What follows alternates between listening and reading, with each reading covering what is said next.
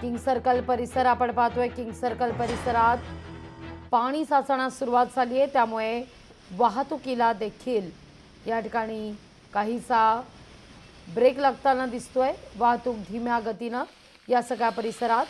तर तिथं एकीकडे मुसळधार पाऊस, एकीकडे वाहतुकीचा वेग मंदावलेला असताना रस्त्यावरील तिथं वडाळा परिसरात मोनोरेल बाधित झाली आहे।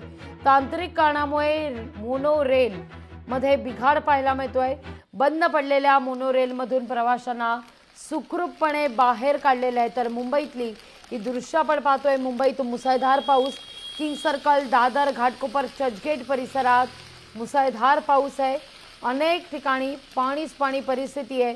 तर तिथं वडाळा परिसरात मोनोरेल बाधित झाल्याची देखील बातमी समोर येते। वडाळा परिसरात मोनोरेल विस्कळीत झालेली आहे। मोनोत अडकलेल्या काही प्रवाशांना सुखरूपपणे बाहेर काढण्यात यश आहे।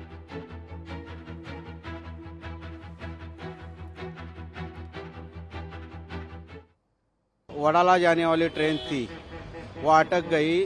फिर बाद में उसके बाद चेंबूर से आने वाला ट्रेन में इन लोग ट्रांसफ़र आदमी लोग को किया, तो उसके कारण फिर बाद में फायर ब्रिगेड आ गई। तो इन लोग बोल रहे फायर ब्रिगेड अपना काम चालू करने के बाद इन लोग बोल रहे मोनोरेल वाले हम लोग सप्लाई का इशू था वो कर दिए।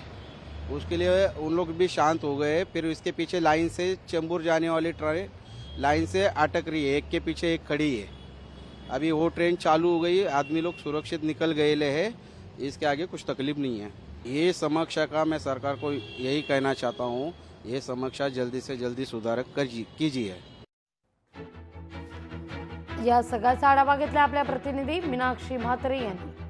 चेंबूर आणि वडाळा परिसरामध्ये मोनोरेल ही बंद पडलेली सकाळपासून आपल्याला पाहायला मिळते। सध्या 17 लोकांना बाहेर काढण्यात आलेला आहे। अग्निशमन दलाचे जवान काही आहेत या ठिकाणी। आपण पाहतोय की माझ्यासोबत अग्निशमन दलाचे या ठिकाणी ऑफिसर आहेत, त्यांच्याशी आपण बातचीत करूया। सर, किती वाजताची ही घटना आहे?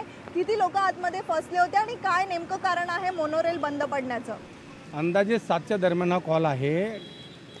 घाडगे महाराज चौक ते चेंबूर दरम्यान ही ट्रेन चालवली होती, मोनोरेल चालू होती।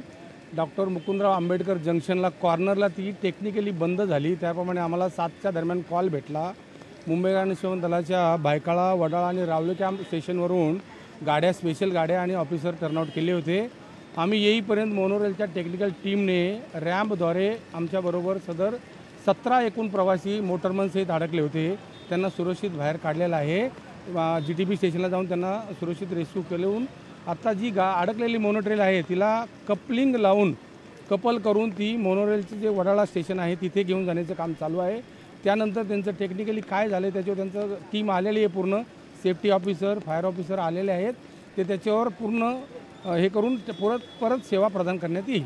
सकाळपासूनच जोरदार पाऊस मुंबईत होत आहे, त्यामुळे निश्चितच मोनोरेलने प्रवास करणाऱ्या प्रवाशांचे आज सकाळी पहाटेपासूनच प्रचंड हाल होताना आपल्याला पाहायला मिळत आहेत। व्हिडिओ जर्नलिस्ट राजेश मनियारसह मीनाक्षी म्हात्रे, लोकशाही मराठी, मुंबई। लोकशाही मराठी ऐका, पहा, जागरूक रहा।